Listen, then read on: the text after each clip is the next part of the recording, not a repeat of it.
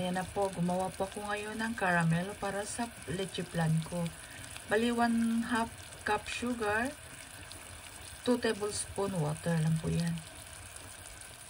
Ayan na siya, malapit-lapit na po ha. Hindi po natin siya pwedeng galawin.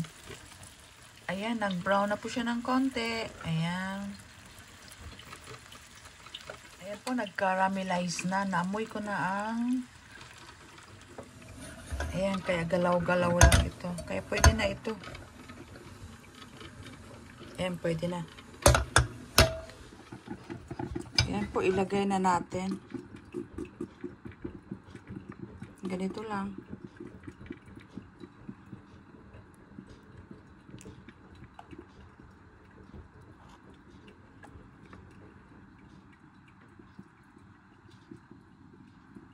Ganyan lang. Mga kaibigan, gagawa na naman po ako ng panibagong dessert natin. Leche flan na gawa po sa powdered milk. Kaya eto na po ha. Ito po ang mga kakailanganin ko. 1 1/2 cup water po ha. Water, 1 1/2 cup. Tapos itong 1 cup na powdered milk. Pakulo po natin ito ha. Pakuluin natin. Ibit ko na po itong egg natin. 3 egg, whole eggs. Tsaka sugar.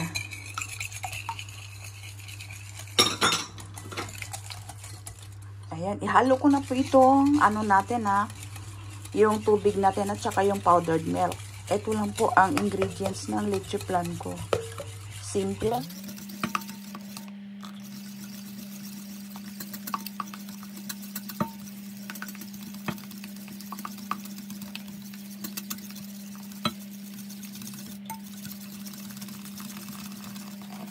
Mag-add po ako ng vanilla. Mag-add din po ako ng salt. Salt. Ayan. Tanggalin ko lang po itong bula. I-strainer ko po ito ha. Strainer lang natin.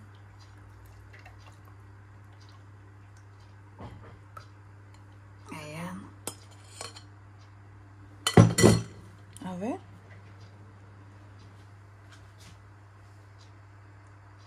Ayan, maglagay na po tayo ha. Naipainit ko na po yung oven natin. Maglagay na po tayo.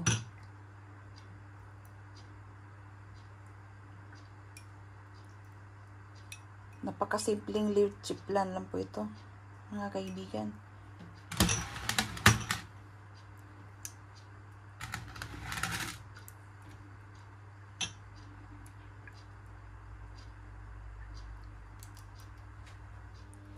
Ayan po, ilagay ko na dito ha sa banyo Maria po natin. Ito na po siya. Ayan. I-oven ko po ito ng 30 minutes ha. 30 minutes po ito. Dagdagan natin ng tubig. Ayan. Mainit na tubig.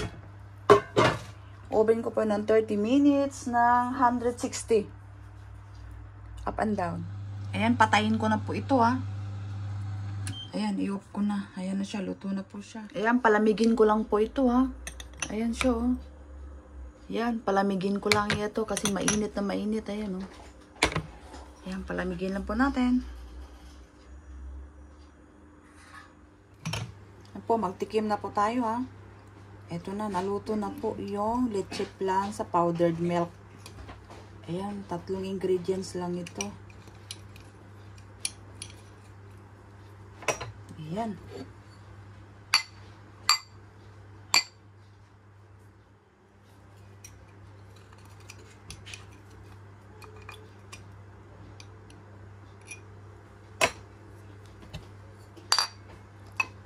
Ayan na siya oh. Wow. Kasarap ng ano natin ngayon. Yung leche flan sa powdered milk natin. Ayan, tikman ko na po ngayon. Para makita natin kung gaano siya kalambot. Alright? Wow. Eto siya. Ayan, oh. Ayan po siya. Tama lang po ang ano niya. Sarap. Tama lang po ang tamis niya mga kaibigan. Kaya sana po magaya nyo po itong flandy powdered milk. Kaya napakadaling gawin po. Kaya maraming salamat mga kaibigan. God bless po sa ating lahat. At enjoy cooking lang po tayo. Bye!